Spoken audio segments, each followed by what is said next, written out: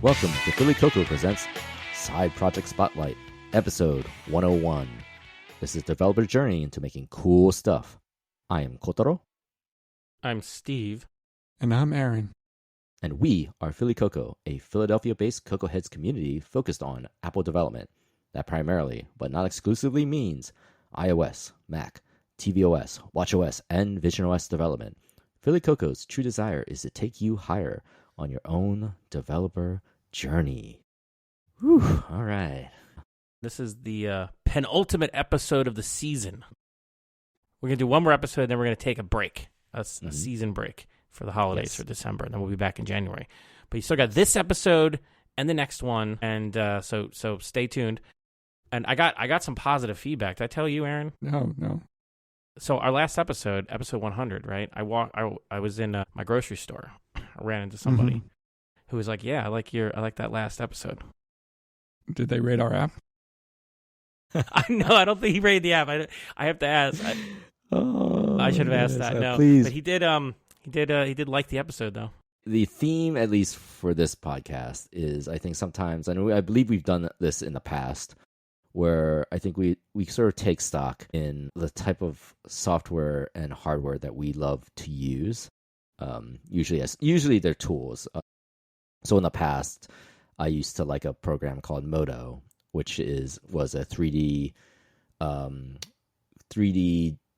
guess, lack of a better word, kind of like Blender, but before Blender was, as good as it is now, which is a 3D modeling, texturing, animation software, and rendering software. It's kind of like a full package 3D suite, and it was great, and I loved it. And I kept thinking to myself, man, it would be so cool to build software that made you feel that cool, to like make you happy and overjoyed to use every day. Like that tool, I literally used to get excited just getting in there and just making stuff, as opposed to something like, at the time, it was and it still is, the industry standard was 3ds Max and or Maya as the 3D software of choice. And those two softwares were sort of like the Photoshop. Similarly, they're both neck and neck in Photoshop, but they're owned by the same company, so they're both equally horrible because they have the same like legacy, baked on legacy, code and like some code. I remember quite literally, there was a version of 3ds Max that there was a checkbox that in one version meant something, but in another version did nothing. Like it was just there as like, oh, don't worry about this checkbox. Yeah, it doesn't work anymore. That's great. You are like, right there. Why is it in there? It's like, I don't know. I think one of the other ones I remember, it was a problematic relationship. For me, at least, After Effects was the best. So when I was at Art Institute and I was working on making, I was getting like a part-time degree in media arts and animation, and 3ds Max I was horrible at, and it was only like when I learned about rendering in passes and running them through and then compositing them all in After Effects. So if you ever watch these like concept videos of like visual effects and how they do these sort of layers on layers of like passes in a 3D scene. So spoiler, the 3D scene is very rarely all rendered with all the values and all the depths of field. Everything's done in passes. So if you only need to render the background, for example, if the camera stays still for that 5 seconds, that whole 5 seconds, you don't need to render the full scene for the full 5 seconds. You can just render the background once and then render the foreground as many times as you want, and then add a depth field, and then you can play with the depth field to get your sort of depth of field, like blur the background even a little bit more to enhance the depth of field. And if you messed up the render, which I did constantly in some of the passes, I can fake it with special effects and like sleight of hands. But also After Effects crashes like nobody's business. So it would crash. It would crash after it crashed. You can believe that. So what you're saying is After Effects is a software that brought you joy? After Effects, back in the day, After Effects Sparks and Modo joy. sparked joy. Marie Because Kondo would say. as much as I hated Modo, maybe had its own little quirks, but not nearly as bad as After Effects. But both were really good at their job. What they were built for, they were really good at. And I think a lot of times as a developer, I aspire to build that type of software that gives people joy every day. I don't know. Modo it was it? Yeah, it was from a company called Luxology, which was bought by the Foundry. Maybe it's not America's Social Casino. It's the first result that came up. No, it's not that. Modo. Sorry, I should have specified look for the Foundry as the company that I'm sure Modo. You talked about this before. Yeah, here it is. Yeah, campaigns. But Modo has been discontinued. Yeah, not. Yeah. You have talked about it. So what about today? So we're supposed to be talking about stuff that sparks joy. This sounds like it used to spark joy for you, but is now gone. Yes, sadly, and After Effects can't possibly be sparking joy for you. It's an Adobe product, so. Well, I'm off the today. Adobe addiction. Maybe it did in the past. I'm saying Adobe today. Sorry, did I say addiction? I mean subscription. I'm off it's Adobe the subscription. It's killed the joy in Adobe products. I don't necessarily even have a problem with Adobe products as a whole. I would love to work with Adobe Animate again. Used to be formerly known as Adobe Flash. The problem is that I don't have enough reason. I already have tools that I like to use that are outside the Adobe ecosystem.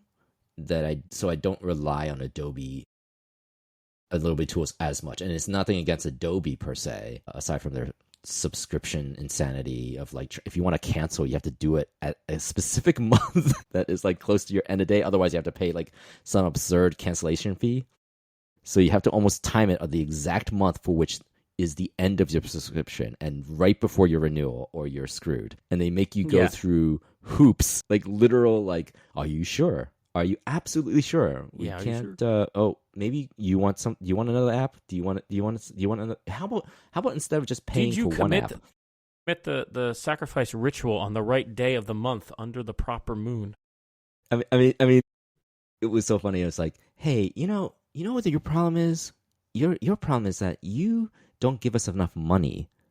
So instead of just doing your Photoshop, was it the one app subscription? Why don't you do the Creative Suite for only I don't know, how much does it cost these days? I don't know, but we're not trying to be negative in this episode though. No. About you're right. So, the theme I'm getting from you, Kotaro, is there are tools in the past and the present that inspire you as an app developer, as a software developer. Yes, and I think in this train of thought that if we're talking about Modo and After Effects, have you tried the Affinity tools? Because they just went through a big update where they had, and Canva bought them, and now they're free, and it's all in one app called Affinity Studio, which I haven't tried, but I have the older version of the tools. In front of the show, Mike Fine, who was helping with Bento Fit and the website, he loves the Affinity tools. Yes. Yeah, he loves the Affinity tools, and they are really well designed. I don't know if you've used them much. I've used them in the past, and I will stress that I do have their product, and I have used them in the past, but I've never really sat down and built anything any particular. I haven't built anything concrete with them. I never could get into the rhythm of the app, because the app at the time, this is strictly at the time. Yeah. They've gone through a lot of revisions. I think the company's been around for 15 years or something, at least. Right? Yeah. So before, it was sort of this. It was this funny app. The Affinity Designer was one of the first ones, I believe, and that one was more of a vector-based one. Yeah, that's the vector one. Yeah. So they combined it into one app now, and it's just different Affinity, tabs. Is it Studio? What was it called again? Affinity Studio. Yeah. Studio. Yeah. So I think Vector is now, that Vector tab is what used to be the Designer, whatever, and Print so is Affinity, Photoshop equivalent. Well, there's a Photoshop equivalent, right? So there was the new Pixel. Affinity Vector Photo. Yeah. But the interesting thing about the original one, the first one, Designer was trying to thread the needle in terms of you could have a pixel preview, and it could be a pixelated version that you can create, But vector was like your primary like way to create the content, if that makes any sense, right? So Yeah. I wouldn't use it to like draw organically. Whereas I'm like Photoshop, maybe if I'm doing a lot of concept art, I would use that to draw. If I was big into photography editing, maybe that might have been a little more my speed or my thing. Or if my focus was more on graphic design, I would be happy to work in that space. The problem, at least for me, and getting back to what actually sparked a joy that is an equivalent of what I use, are two apps. Procreate, which is an iPad and iPhone exclusive app. They don't have a Mac version. But at the time, Procreate really took advantage of the Apple Pencil and rode that wave. And it's probably, the best Wacom competitor you can imagine. So for doing concept art, I prefer to work in that space. So that takes care of my Photoshop needs, if you will. For my vector needs, Sketch was and still is my tool of choice if I want to make vector art, because it does majority of the things I need it to do. Sketch, yeah, really, wow, because it's meant for app design, right? It's app and web, kind of like layout. It's meant for layout designs, not. I thought, or maybe I guess it is more than that, because it is a big, nice vector app. I haven't used a version of it in a while. Its purpose originally was less about prototyping or what was it, wireframing or comping or creating these high fidelity comps, and more for like what traditionally Illustrator was. It was like a dumbed down Illustrator, if that makes any sense, of like, we're just doing something that is very simple. I'm just making an icon, I'm making an app icon, or I'm making like a very simple card or just a simple layout. It was not meant to be like this high fidelity, highly intricate 200, layered or 300 layered beast. You're just trying to do something very compact and tight. Sketch was really good for that. It evolved into something much better, to a point where I think over time, when Figma stole their lunch, basically, it was still the same app. I mean, for the most part, it was still fine. It just, it was just a very Mac exclusive product. And if you're a Mac exclusive product, you are going to only have a certain client. Your clientele is Mac users. It was a Mac first app, where I think Figma was a web first app. If that makes sense. So yeah, it was better for a collaboration tool than Sketch was. Sketch is really more for like the artisanal, focused, don't touch my stuff, I just want to make it on my own kind of thing. Same with Procreate in a lot of ways. Procreate's not designed to be like, oh, we want to like take this artwork and like have 20 people work on it at the same time. It's really meant for, a solo artist to focus on their art. And I think sometimes, yeah, I mean, I think I'm with you. I like I like a lot of these apps that are more targeted towards individual contributors, or like maybe we would have said indie focused in the past, like not. I guess the better way to describe it. Teams. Yeah, the better way to describe it is much more of like offline mode.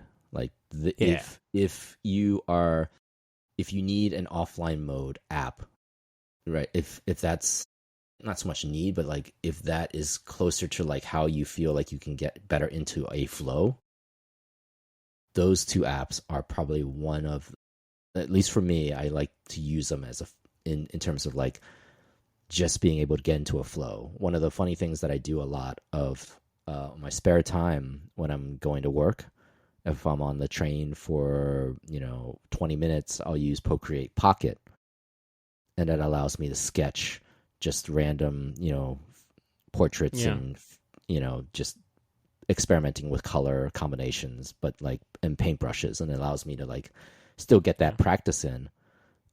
So you've moved into now, like, there's these categories of apps that not only inspire you as an app developer, but help you to create as well, right? And that is a good, what we call segue. Okay. Segue into into more of the tools I was talking about. I want to talk about, which was like tools that inspire you as a creator. Okay. I mean, app developer's a creator, but like we're not talking about like it's necessarily the design is inspiring. Like I want to make software like this, like we were talking about earlier. We're talking more about what you were just referencing, which is I want to create something like art out of it. And so for me, because I'm not really a graphics artist like you, Kotaro, mine is photography. And the iPhone 17 Pro Max camera is amazing. It is amazing. I brought up the spec sheet just because we can marvel at it. Not that it means much, but it's a long spec sheet. It is so long. The 48 megapixel. You can explain to me what deep fusion means. It's a marketing term. I think it just refers to like their the fact that they use they take like multiple photos and like process things together. I think that's something, or it means that, or maybe it means that there's multiple cameras and that they switch between them. I don't know. It's like a weird marketing term. But the thing about it is I upgraded this year since for the first time since I had a 14 Pro Max, and the upgrade from a 14 to a 17 was way more substantial than I thought. First of all, the iPhone 17 Pro Max does spark joy in me. I actually kind of want to take it out of the case that I have it in because it actually looks better and feels better in the hand without being in a case. Can you show it to me in the camera right now? Like without the case? Well, with the case and then without. Okay, well, let's see. With the case. Okay. I got this. Turn around. I got this. On the side, we got the back. All right. Got it. We got the back. See, I have a very functional case. It has this like ring on the back. You can pull out and like turn around and stuff like this. And I actually tell you, I used this thing over the weekend with the camera. Yeah, that's a nice little stand there. Yeah, so I have this like case. This is not sponsored or anything. I'm not recommending them, but I have a Case Coup case with the one that has the little ring that you can turn around the different angles. And I actually used it to hold my phone like above my head, right? And then use my watch to take a photo because you can trigger it on your watch. And I wish Apple would actually upgrade that because it triggered like the photo. It's slow, but it does a timer, which is fine because it gives you a moment to like kind of straighten things. But the photo it came out like a little weird. It was okay, but anyway, it allowed me to get a photo that was obviously taller than I am, and I needed it for a crowd shot, so that was cool. But outside the case, I mean, you can see in a case just looks like a normal phone. Outside the case, like the screen is look at how like the screen looks more edge to edge. It's smooth. I mean, the back looks, that two-tone back has really grown on me. It looks really nice. I like the blue color. I really hope they don't get rid of it for next year. Something like it. So, Aaron, I know you have a new. You got your orange one, right? But I do. Yes. I like and no case. Yeah, he's caseless. I've never gone back to a case. Do you have anything on that thing? No. Oh my God! You know what? I even have a screen protector on this thing, which I kind of want to remove because the screens do look better without those on there. I just get hit so much with like I get jostled and stuff. A lot of music things when I have it, but like I have a 16 right now, and I drop this all the time. Like they are slippery. Yeah, they're a little slippery. But I wanted to keep talking about why I think that the phone and the camera are so great. It's a combination of it's mostly the hardware, I would say, for me right now because the software has been a little bit buggy since I was 26, unbaked, but a little bit buggy. So this is my first time having the action button and the camera button. The camera button I use all the time, like to open the camera. I love that thing. I didn't think I was gonna like it. But it does make it a lot easier to have a good grip on your phone and still be able to take a picture. You have to maybe be a little bit careful if it's a slow shutter speed because your hand can kind of move a little bit sometimes. Yeah. But it's really nice to bring it up, open. You just hit the button and it's open, and that's really nice. I don't have on with the little half press thing. In fact, that seemed to be just turned off by default. So maybe even Apple knows it. People don't like that. But I haven't done that part. But I just open the camera with that and I take pictures with it. It works great. and the action button I use for other stuff, which is actually, I didn't think I was going to like that, but I did. I do. But having that button there means that I can just quickly get into camera mode way more easily than I used to be able to do, while having a secure grip, which is actually kind of important for me.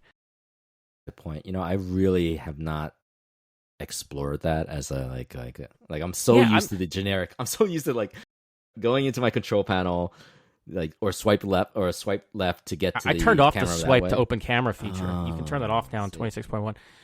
So when I'm looking at a camera, Kotaro, I'm looking at it from the ergonomics perspective. Like there's a reason when I pick a camera, like there's a reason why my primary camera is a Nikon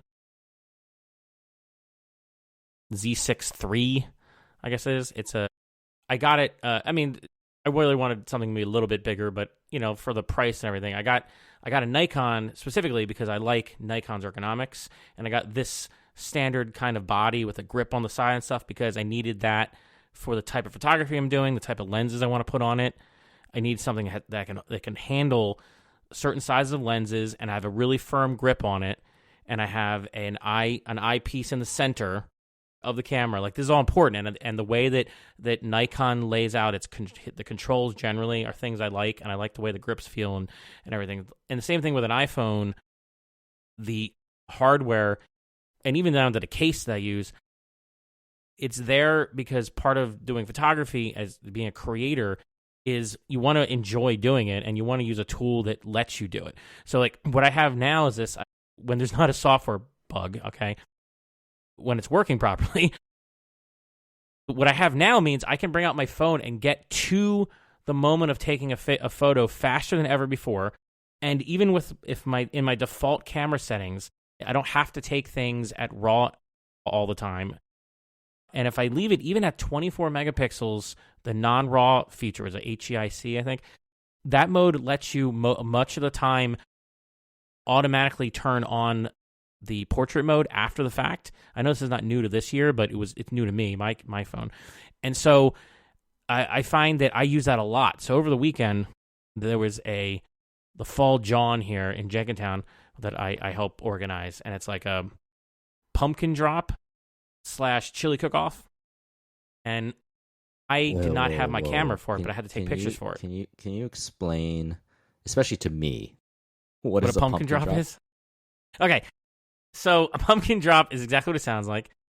It's after Halloween, so people in town bring their rotting pumpkins, and they line them up, and then the fire company comes out, and they take their ladder truck, and they raise this basket all the way to the top of the ladder truck, okay?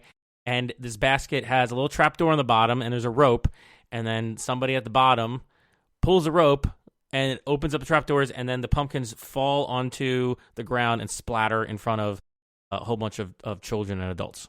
All the children like to go up front into the splash zone. Splash zone? Well, it's a little bit of, it's like, a little bit of, some of the pieces might get there by the end. But okay. It's really cool. For some reason, it never gets old to watch pumpkins explode on the ground. I don't know why. It's like a very cathartic thing. If you haven't seen this, there's videos. It's like a waste of food, but sure. So, well, I mean, they're not edible pumpkins. They've already been turned into jack-o'-lanterns and stuff. So that's what they are. They're not going to be eaten. So, and the end, I have a picture of just like a giant pile of gooey pumpkin guts. So the event, though, I take pictures of these events, and I was not going to bring my camera because it was too much set up. I had to carry tables and stuff down the block. Oh, I didn't want to like have my camera around the whole time. So I just used my phone, and it was a chili cook-off, so I was taking pictures of the chili participants and stuff going on. And here's the thing. I just left it in like the default mode that I had set up with one of those, what do they call the photo the style. I had a photo style set, but I left it with like, I think 24 megapixel HEIC, whatever. And I took pictures, and then after the fact, in order to edit them, quote unquote, normally what I would do, I would take raw files and I edit them in Lightroom or something. This one, I just left them in like this. I just barely did any modification with the style, and I just changed the background blur. And because this was a daylight thing, the shots came out beautifully. I mean, I have one in the notes here I took with the zoom. The zoom on this thing is amazing. So for me, I have a camera now compared to my 14, which works unbelievably well outside. The computational photography stuff, like the fake blur and things, have gotten so good that it's just totally usable for real photos when there's enough light and stuff. And it's even funnier. I actually, right before this, I went over to Broken Goblet, and on I think it was on Friday night, at the end of a show, took some random photos of it, and then the next day the band was like sharing them. And I just did it with this camera. And I'm just saying, like, of all the things of all the devices I carry, of any software that I use, the iPhone, the camera, and mostly I use the built-in camera app, and sometimes Halide, which is a really good software. But just the combination, Apple has done amazing job. If you are someone like me who just takes photos all the time, like as a quote-unquote photographer, not just taking snapshots, but like trying to do proper composition. I care about the color. I care about, a lot of photographic concepts. Yeah, this is amazing. It's just absolutely amazing. Well worth every penny I spent on it. And of all the things that I have, it literally does spark joy in me sometimes. Like, it literally joy. Like, because you get like that photo I shared of the pumpkins falling. I'll see if I can put it in the podcast.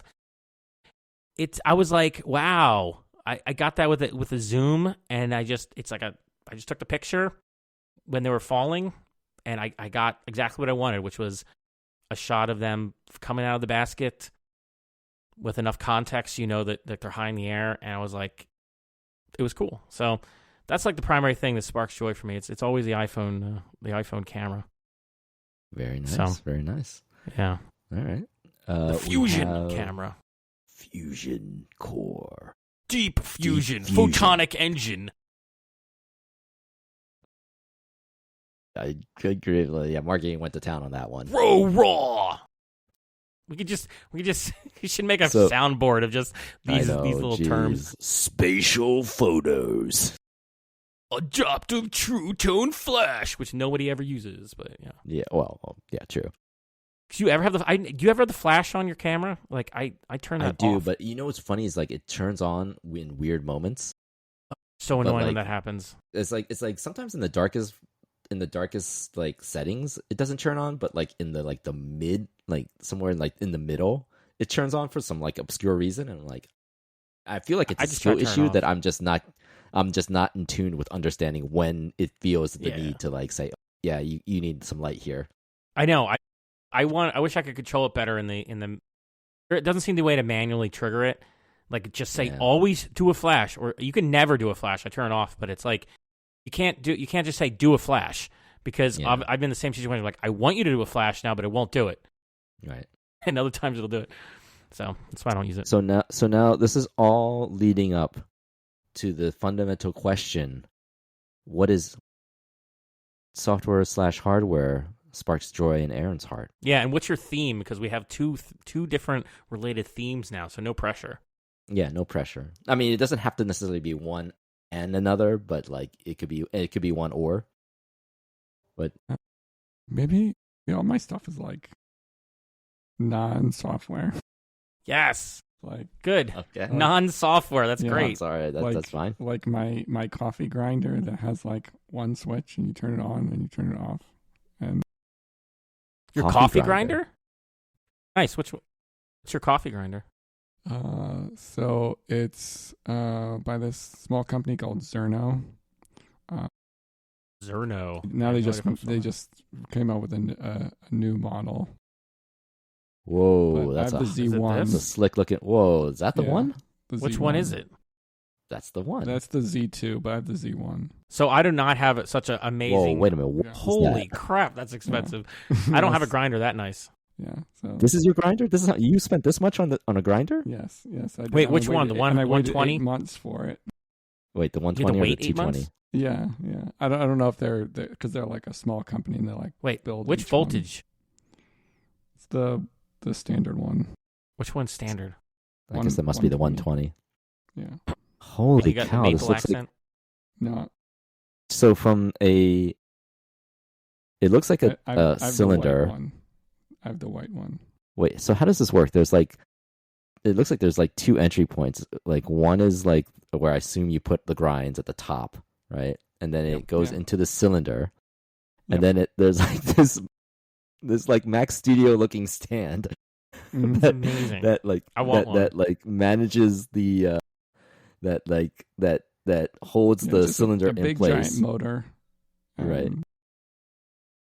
Must make perfect grind.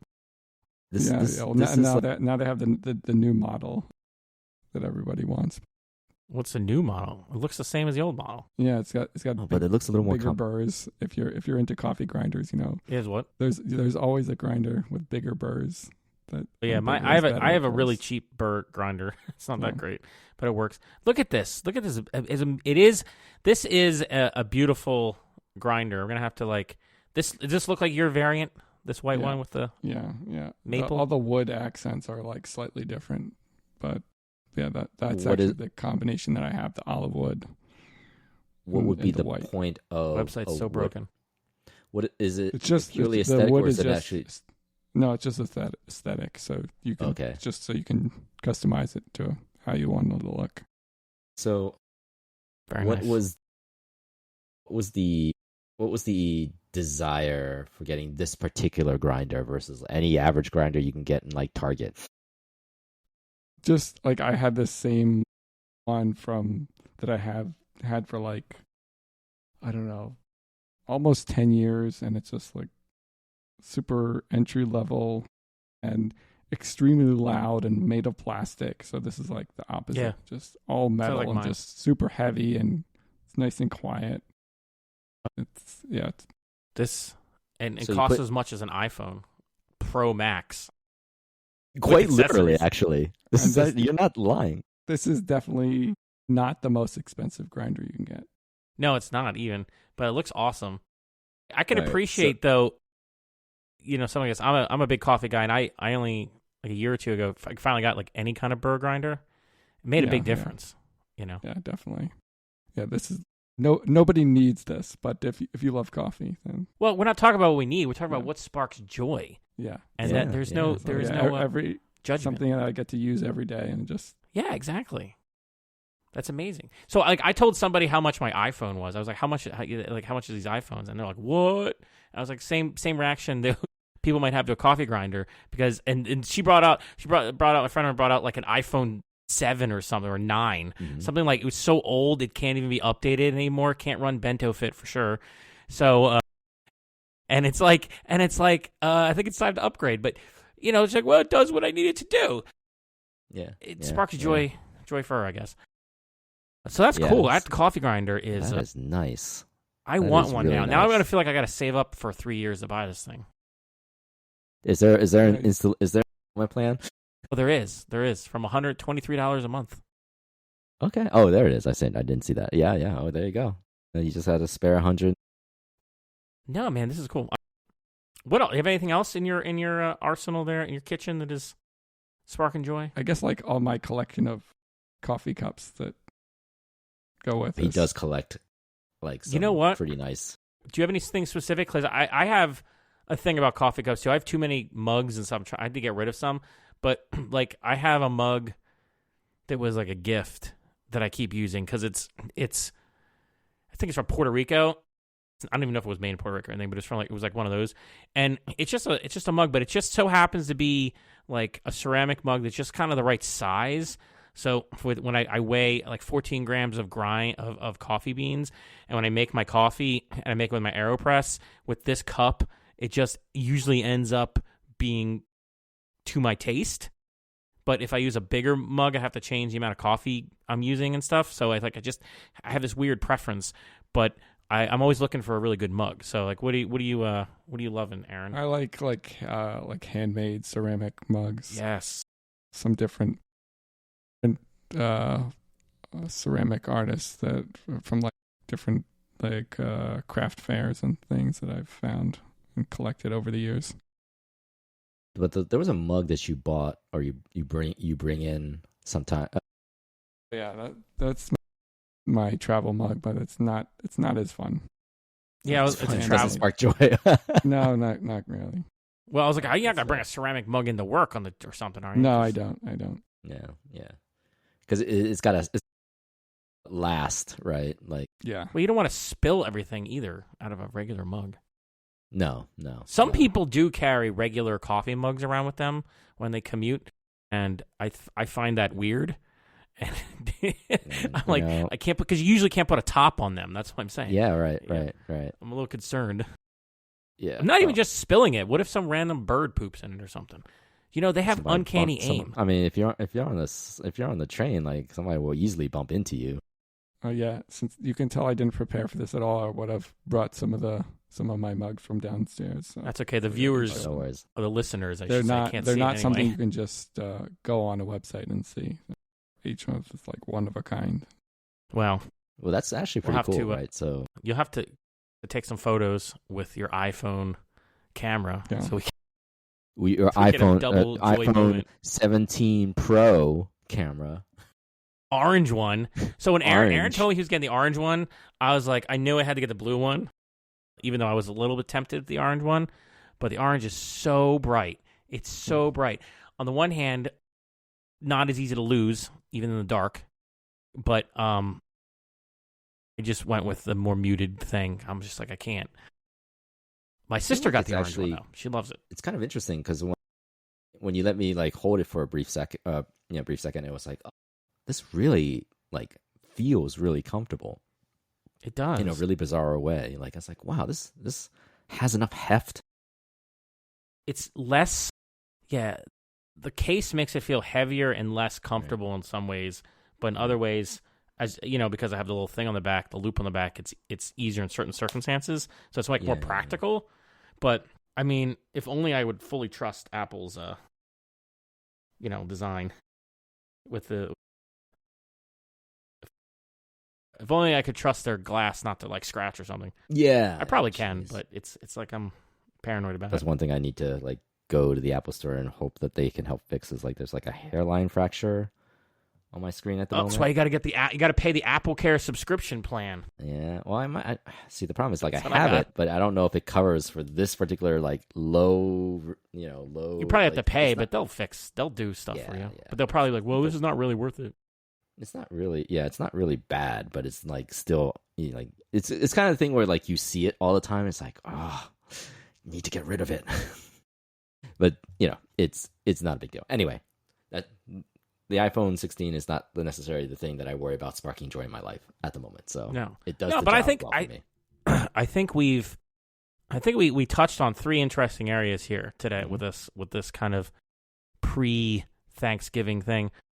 Like your tools, we're really mostly talking about tools, but not entirely. But like the physical and digital artifacts that you use every day can matter. They do matter. Like there's stuff that we have to use because we have to use it, like Jira, which does not spark joy in most people. You don't need to use it. They just feel like they make you use it. They make you use it, like Yes. or I don't know, Teams. Yeah. Or Routines. Figma. Although Or Slack nowadays. Slack is even annoying. Or Copilot. But when you can choose, I mean, you can, your tools can be an inspiration to you in your professional life, like applications that have. I do that all the time too. They can be they can do that. They can inspire you to be creative in different ways, different artistic outlets, and it doesn't have to be tools and like technology tools. It can be like a coffee grinder, like Aaron has, where it can just be part of your daily routine that brings you a little bit of joy because you have this really great, really well the crafted piece of technology. And I think that's great. I think it's the same kind of mentality that leads a lot of people nowadays to buy records and to buy like physical books. I've even done some of that. Like, occasionally I'll get like a physical book instead of a Kindle book if it's something I want to have on like a shelf, or I feel like a particular experience reading it will be beneficial because it has a really nice edition with a nice cover or something like that. So I think that's cool. I think we have touched on a lot of very interesting, joyful sparks today. Yes, we did. And I think this would be a good place to end it for today. You can learn more about Philly Cocoa at phillycocoa.org. There you'll find links to our Slack group, meetup schedule, and contact info. If you're feeling generous, leave a review on Apple Podcasts, Spotify, or whatever your podcast platform of choice is, and share us with all your developer friends. And one more thing. I'm going to go back to promoting App John. This is our good friend, good friends, I should say, from Bucks County. App John's LLC. They make 3 great apps. Clipdish, which is a recipe collection app, if you will. Mio Vino, I'm going to pronounce that right at some point. Track, rate, and learn about wines. Yeah, it's like a wine. It's a way for you to sort of keep track of all your wines that you've collected and tasted over your lifetime. And then their newest one is called Minimalist Meditation Timer. Just you, your breath, and a timer. This is not a sponsored read. This is actually us just wanting to support local developers. So if, by the way, if any of developers here listening on this has a app that they would like to promote, let us know. And we will certainly add you to our one more thing. So with that, till next time, good luck on your own developer journey. We will cheer for you always. Spatial photos.